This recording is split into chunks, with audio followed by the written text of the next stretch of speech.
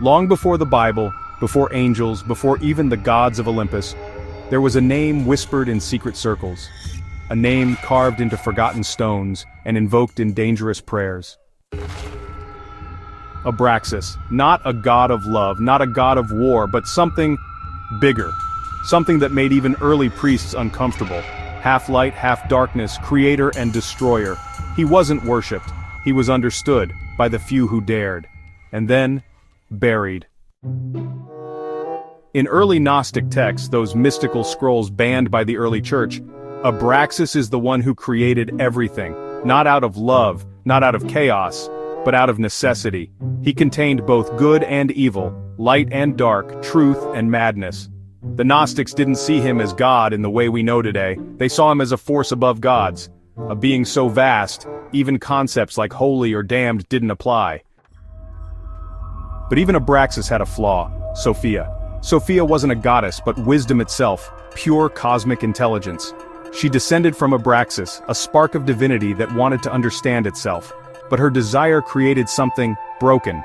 A being called Yaldabaoth, the arrogant blind god who thought he was the true creator. Sound familiar? The god of Genesis, jealous and demanding worship?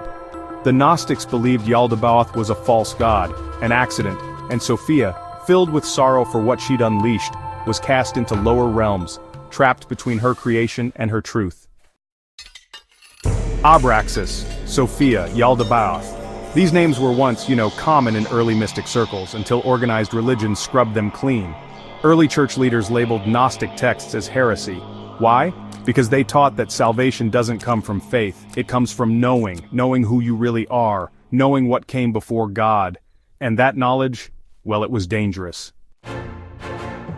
In 1945, a farmer in Nag Hammadi, Egypt, stumbled on a sealed jar while digging. Inside, a lost library of Gnostic texts, banned for over 1,600 years. In them, detailed descriptions of Abraxas, Sophia, and the illusion we call reality.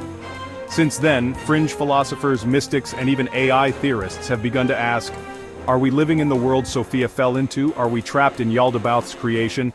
And is Abraxas still watching, waiting, for us to remember?